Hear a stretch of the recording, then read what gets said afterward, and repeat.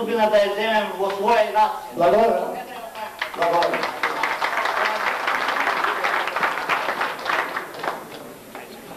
Георги, 52 години.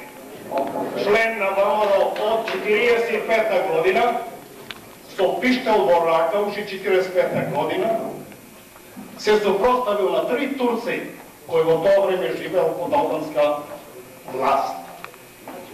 Одсуден во Ресен како ВМРО-вец, младо момче од 16 години, моето прашање ќе биде за Стојчев и за Драган. Скоро со првиот човек кој прашуваше такви работи, разбира се. Но јас не сум начиско со тоа. И затоа ќе молам и Стојче и господин Драган мајцата да одговора пак на тоа малце појасно, понеже јас сум доста запознат со тие работи.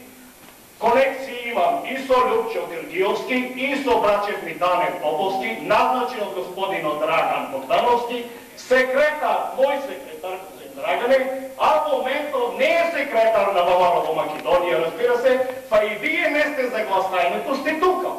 Мене не ми се тие јасни работи.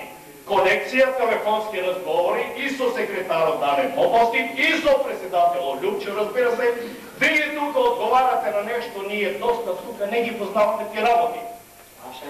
Јас трошам огромни пари за телефонски разговори, конекции со ними долги годиња.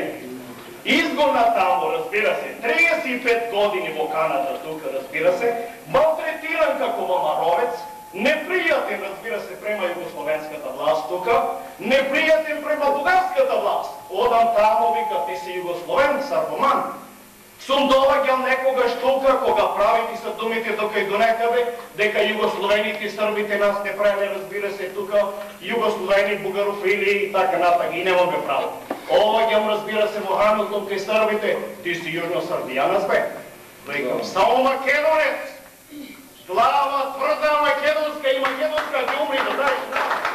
Ке се молам правилно да одговорите со Стојчета, дали сте вие испратени директно од председателот, разбира се, Лјупчо, и цело ВМРО-ско раководство во Македонија кои се наоѓа денеска, или на лични работи пококана према сите господари. Лично.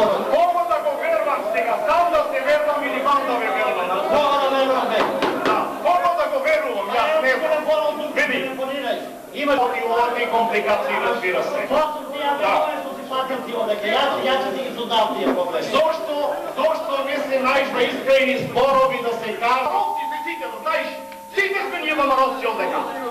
Но да ја кажеш истината, разбира се, нека си горче одека, а не донеќе. Тоа не е истина. Ве молам. Ние пред да дојде Драган Богдановски тука стапивме во разговор и со Драган Богдановски во Шведска и со Лјупчо Георгиевски со намера да ги поканиме двајцата. Меѓутоа, Лјупчо е изузетно потребен, вие знаете, навистина не треба да ви објаснувам во оваа ситуација и намерата наша на ВМРО во Торонто е Лјупчо да биде гост во Торонто после завршување на изборите. Верувајте. Така да пристигна само Драган Богдановски, а Лјупчо го очекуваме како гост непосредно после изборите. Ова е одговорот на ВМРО од Торонто. Тоа го кажуваме си, госпожо Јасна. Вие се плаќате на една фамилијарна база за Дане. Чекай да ви кажа случајно Дане. Вие знаете дека Дане учествуваше во првиот. Ве молам за тишина. Дане беше во првиот одбор кога беше на ВМРО, кога беше во Чикаго. Меѓутоа Дане кога се врати не сакаше да влезе во ВМРО, не го признаеше во ВМРО. И тој водеше расколничка политика меѓу македонците во ова. Затоа Дане не е ни член на ВМРО, на ова второ во ВМРО. Да знаеш. Абе човекот 5 пати го изриза овој бит. Абе и 10 пати може да... 35-та година јас сум узат. Тоа е ванчовитичко ВМРО. Вас ванчовитичко. Слушај, беше ли ти член на ЕПО? Беше ли член на ЕПО? Ти си ванчовитичко член на ЕПО. Едно за постав, молам. Исклучете го примитивизмот, бидете парламентарни, поставувајте прашања, дали сте задоволни или не, поставувајте подпрашања, но не на овој начин. Факт е дека во ВМРО постоеле многу фракции и всушност во овој момент тоа дојде до израз фракции кои работеле на ова или на она страна, значи работеле и придонесувале многу негативно да се одразе врз македонското национално дело. Во овој момент не тврдам дека човекот кој настапи не е во право, меѓутоа начинот на кој тој истапува не е во ред. Ве молам, бидете поцивилизирани.